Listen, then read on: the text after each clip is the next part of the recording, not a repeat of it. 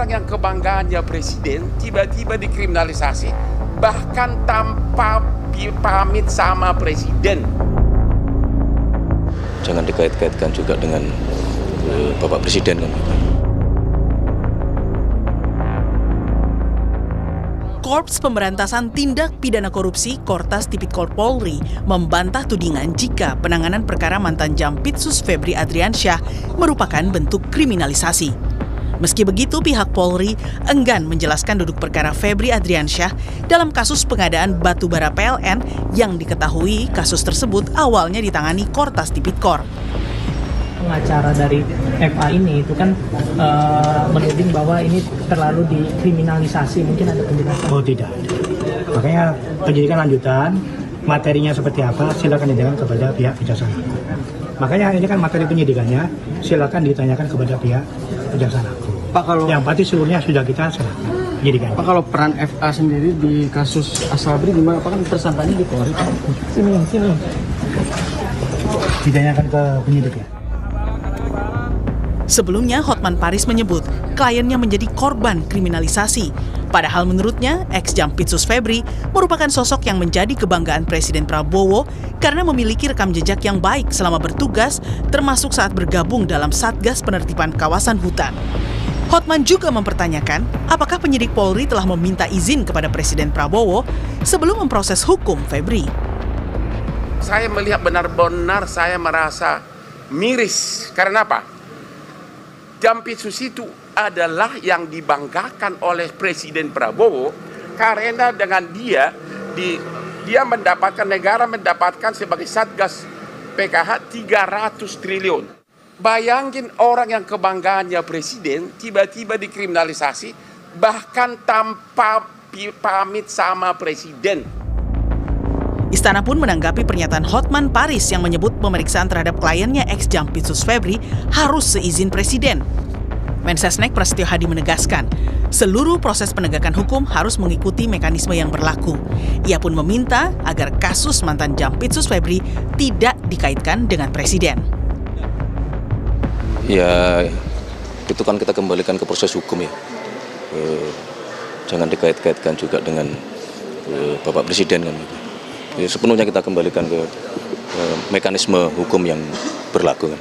Saya rasa nggak ada juga hanya pada saat masih proses pemeriksaan harus seizin presiden itu kan. Melihat belum juga ditahannya ex-Jampitsus Febri oleh penyidik Kejagung, termasuk terus dikait-kaitkannya sosok Febri sebagai orang kepercayaan Presiden Prabowo, pakar hukum tata negara menilai hal ini sebagai akibat dari sikap pemerintah yang tidak tegas dalam memberantas kasus korupsi. Menurut pakar, Presiden seharusnya mengambil ketegasan sikap di tengah kisruh perkara dugaan korupsi ex-Jampitsus. Situasi-situasi semacam ini memberikan pesan bahwa memang situasi pemberantasan tindak pidana korupsi di bawah rejim Prabowo sekarang memang terlalu keropos. Ada semacam ketidaktegasan presiden sebagai panglima perang di dalam urusan ini, itu satu. Yang kedua, ketidaktegasan ini kan berimplikasi ya terhadap penanganan perkara-perkara yang lain. Jadi impact-nya begitu sangat besar kalau presiden tidak menunjukkan sikap tegas dan komitmen terhadap perkara ini. Hingga kini, Kejaksaan Agung baru menahan Don Rito dalam 3 perkara korupsi yang melibatkan ex-Jampitsus. Sementara, ex-Jampitsus Febri, meski sudah diperiksa pada Jumat lalu, hingga kini belum ditahan. Tim Liputan, Kompas TV.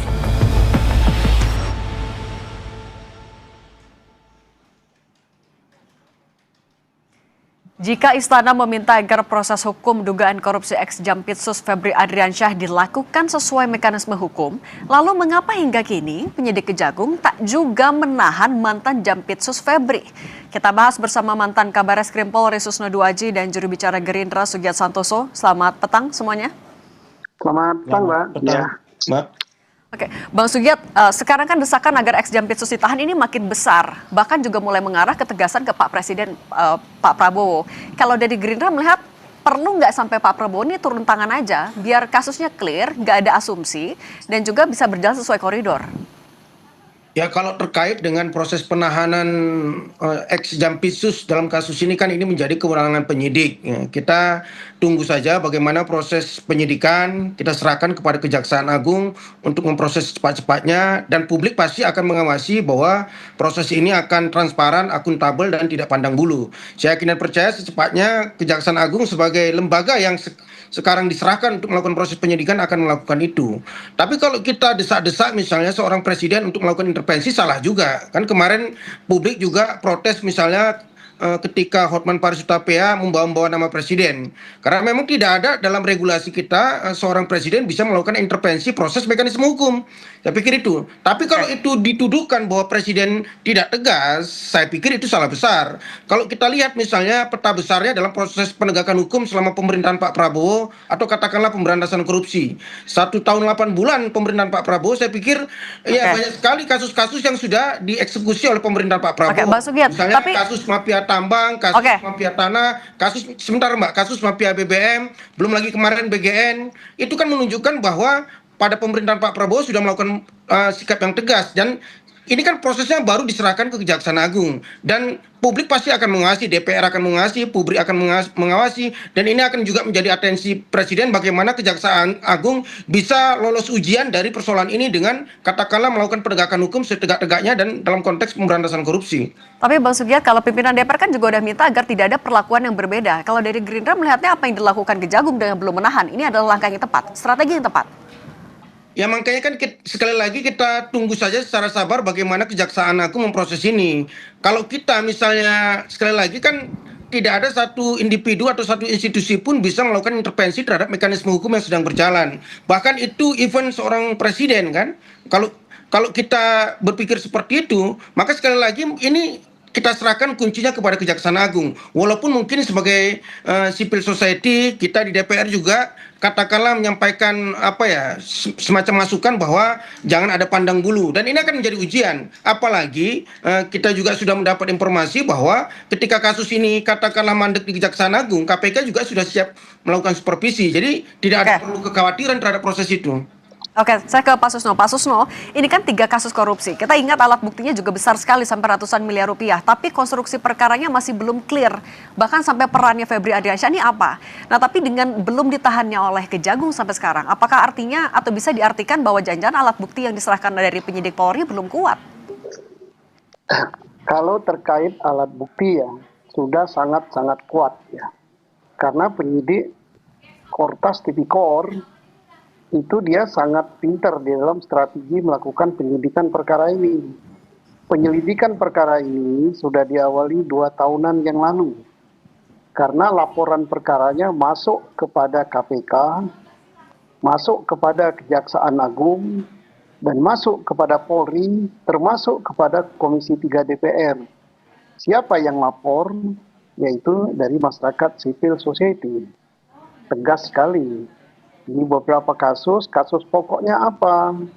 Kasus pokoknya adalah korupsi di dalam tata niaga batubara untuk PLN, korupsi asuransi, korupsi di Krakatau Steel, itu kasus pokoknya. Kemudian di dalam korupsi, menangani kasus korupsi tersebut, FA, ex Jampitsus, ini melakukan tindak pidana korupsi berupa penyalahgunaan wewenang, berupa suap dan sebagainya. Dan barang buktinya sudah ditemukan. Oke, Pak Susno, sorry saya potong dulu. Pak Susno, tapi kan dari DPR, pemerintah juga sepakat kalau ini harus dilakukan secara transparan dan juga profesional. Tapi ketika masih belum dilakukan penahanan, apa Anda melihat di belakang itu ada apa?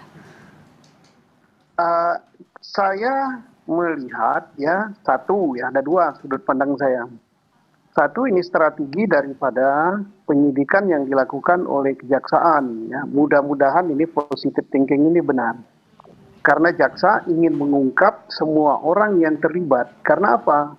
Tersangka baru 2. Kalau memang ini dilakukan sesuai dengan komitmen Jaksa Agung, akan ditangani secara profesional. Berarti dia sesuai hukum yang berlaku, transparan, objektif, kemudian akuntabel. Nah, kalau mau dilakukan seperti itu, perkara ini tersangkanya tidak 2. Mengapa? dalam perkara pokok korupsi pasti ada tersangka yang dieliminir, yaitu yang disisihkan, harus diungkap lagi. Kalau ini terkaitkan dengan perkara suap, korupsi suap kepada Eva, berarti ada yang menyuap. Nah, kalau 3 perkara minimal 3. Kemudian terkait dengan suap tadi pasti ada perantara. Kemudian terkait dengan pencucian uang juga ada pelaku dan ada perantara. Maka dengan 3 kasus pokok saja ditambah dengan pencucian uang, ini bisa minimal tersangkanya berkembang menjadi 10-an. Mari kita lihat, kalau memang kejaksaan ini yang kita yakini dia tidak akan mengorbankan nama baik kejaksaan yang reputasinya sudah sangat baik di Republik ini demi melindungi FA. Nah, tolak ukurnya yaitu, tetapi manakala tolak ukur itu tidak dilakukan oleh kejaksaan, maka masyarakat akan kecewa dan benar adanya apa yang diduga orang bahwa ini jeruk makan jeruk. Oke, kalau Bang Sugiat melihatnya sampai belum ditahan-tahan nih sampai sekarang, padahal tersangka swastanya udah ditahan, Anda melihat ada jangan-jangan ada kekuatan politik di belakangnya? Ya, saya tidak melihat itu. Ini pasti hanya sekedar kebutuhan penyidik saja. Saya sepakat tadi dengan apa yang disampaikan oleh Pak Susno Juwadi bahwa kepentingan publik, kepentingan rakyat, bahkan mungkin juga kepentingan Pak Prabowo sebagai presiden, bagaimana kasus ini dibongkar seterang-terangnya dari 3 kasus tadi, kan? Dan ini sedang diserahkan kepada pihak Kejaksaan Agung. Ya, kita kembalikan kepada penyidik Kejaksaan Agung untuk membongkar kasus ini. Apakah tersangkanya hanya 2 ini, atau ada yang lain, atau bahkan mungkin melibatkan banyak pihak. Saya pikir terkait dengan penahanan atau tidak penahanan itu kan menjadi kewenangan dari penyidik. Tapi saya yakin dan percaya Kejaksaan Agung tidak akan mungkin bermain-main dalam kasus ini. Apalagi publik sangat mengatensi kasus ini. Dan Pak Prabowo juga sudah sangat mengatensi kasus ini. Ini peluang, kesempatan, momentum strategis bagi Kejaksaan untuk menunjukkan kepada publik bahwa mereka layak menjadi institusi penegak hukum yang dipercaya untuk pemberantasan korupsi. Berarti Anda tidak melihat ada perlakuan istimewa, Bang? Apalagi kan ya kita lihatlah, apalagi Jampitsusnya baru ganti dan Kejaksaan Agung juga sudah membentuk tim khusus untuk menangani ini. Kita beri kesempatan kepada mereka, tapi jangan juga terlalu lama. Bagaimana kasus ini bisa dibongkar secepat-cepatnya. Mas Sugiat, tapi berarti kalau Gerindra tidak melihat ada perlakuan khusus untuk Febri Ardiansyah?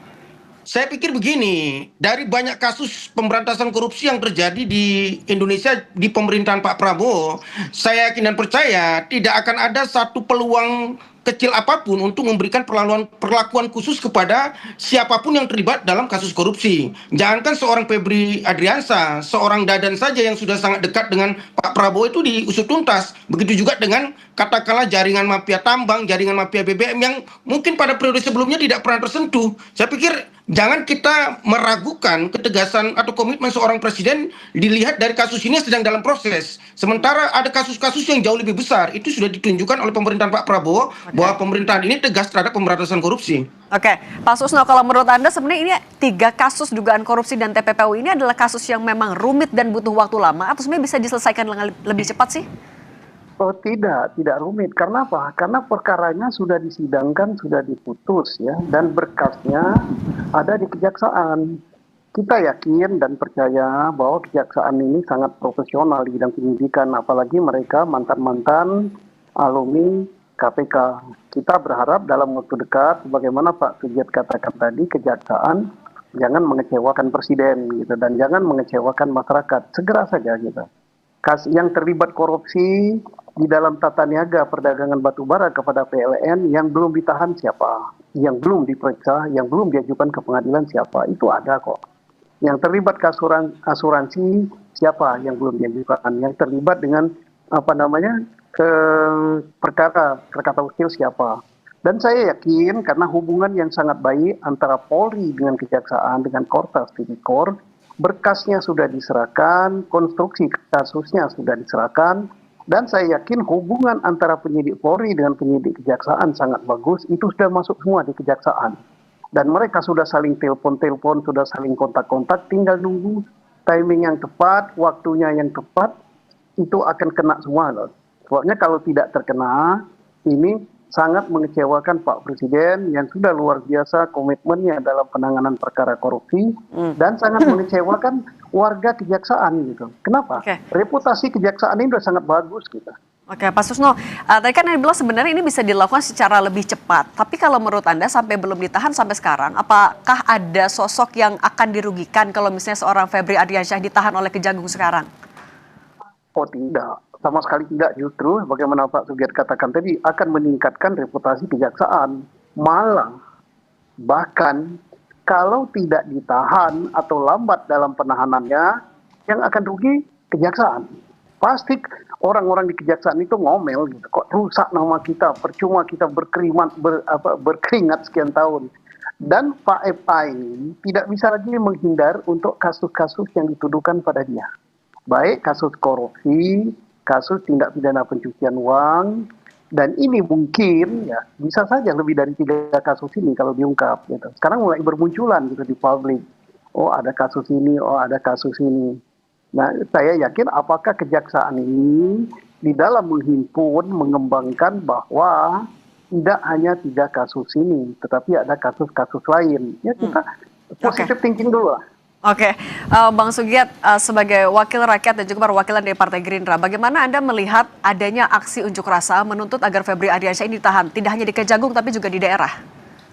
Ya, kami mengapresiasi apa yang dilakukan oleh adik-adik mahasiswa terkait dengan kasus ini. Itu menunjukkan bahwa nalar kritisme mereka masih ada dan itu diperlukan dalam proses demokrasi. Tapi yang paling penting adalah kita harus optimis bahwa seperti yang dikatakan oleh Pak Susno tadi, saya yakin dan percaya pihak institusi kejaksaan tidak akan mau berjudi terlalu besar, katakanlah seperti yang selalu dituduhkan jeruk makan jeruk untuk katakanlah melindungi salah satu oknum kejaksaan. Saya pikir tidak akan sampai seperti itu. Apalagi selain ini menjadi atensi kawan-kawan gerakan mahasiswa, kawan-kawan media juga menjadi atensi presiden. Dan sekali lagi ini perlu dijelaskan bahwa ya kasus ini saya pikir tidak kalah besar dengan kasus-kasus yang sebelumnya. Dan berkali-kali Pak Prabowo menegaskan bukan hanya dalam konteks dalam konteks kasus ini, tapi dalam konteks kasus yang sangat besar sejak beliau dilantik bahwa jangan ada yang coba-coba lagi bermain-main melakukan korupsi di masa pemerintahan beliau, dan itu kan sudah dibuktikan. Saya pikir ini akan menjadi momentum atau pelajaran sejarah bagi kita semua. Seorang Febri Ardiansyah, seorang Jampitsus itu ketika korupsi bisa diusut tuntas. Seorang kepala BGN diusut tuntas. Seorang Riza Khalid diusut tuntas.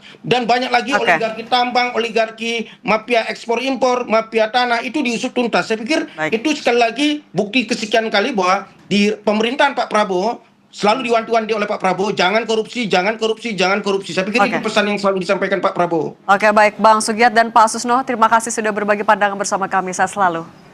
Terima kasih Mbak Zia. Terima kasih.